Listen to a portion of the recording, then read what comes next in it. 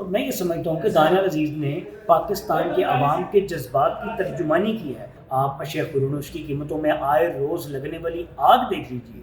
اختلاف رکھنا ایک دوسرے سے تو یہ تو جمہوریت کا حسن ہے۔ السلام علیکم ناظرین، اب سے کچھ دیر پہلے ہم نے بیان دیکھا رانا ثناء اللہ صاحب کا، انہوں نے دانیال عزیز صاحب کے بارے میں دوبارہ ان کے خلاف ایک بیان دیا۔ اب یہ لڑائی کب سے چل رہی ہے؟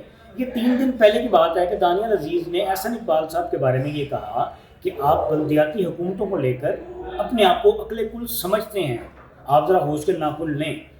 اس کے بعد یہ سرد جنگ شروع ہو گئی۔ احسن اقبال صاحب نے کہا دانیال عزیز صاحب آپ کی جانب سے ایسے بیان کی توقع نہیں تھی، آپ ایسے بیان سے اجتناب کریں۔ رانا ثناء اللہ صاحب نے بھی دانیال عزیز کے خلاف ایک بیان دے دیا، انہوں نے کہا کہ آپ کو شو کاز نوٹس جاری کر رہے ہیں اور آپ نے ودن 7 days یہ جواب جمع کروانا ہے کہ آپ نے ایسا بیان کیوں دیا، آپ کے اس بیان کی وجہ سے پارٹی کو نقصان ہو رہا ہے۔ اچھا، یہ تو ایک بات سامنے آ گئی۔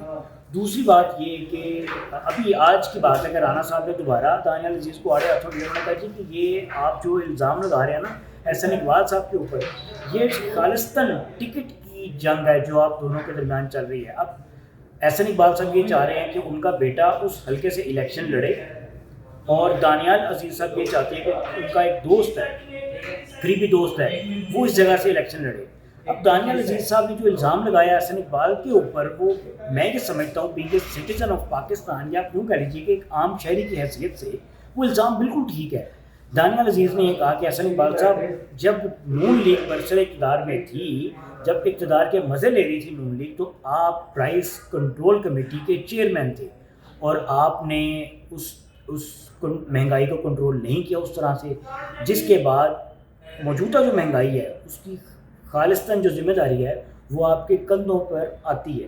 اور اس تمام چیز کو لے کر انہوں نے کہا جی کہ پاکستان کے جو عوام ہے ان میں شدید غم و غصہ پایا جا رہا ہے، اور میں یہ سمجھتا ہوں کہ دانیال عزیز نے پاکستان کے عوام کے جذبات کی ترجمانی کی ہے۔ کم از کم اتنی تھوڑی بہت اخلاقی جرات ہونی چاہیے پارٹی کے اندر ہی۔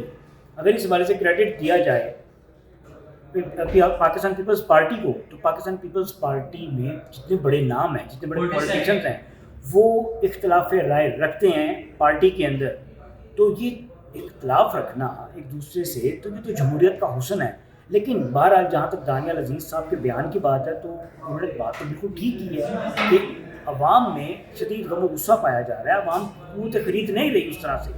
آپ پیٹرولیم پرائسز دیکھ لیجئے، آپ اشیاء قرونوش کی قیمتوں میں آئے روز لگنے والی آگ دیکھ لیجئے، لوگ جو ہیں وہ اپنے بچوں کی فیسز مشکل ادا کر رہے ہیں۔ تو جہاں تک ان کے بیان کی بات ہے، ان کا بیان بالکل ٹھیک ہے، لیکن اب پارٹی دانیال عزیز کے خلاف کس حد تک جاتی ہے یہ تو بھی آنے والا وقت ہی بتائے گا۔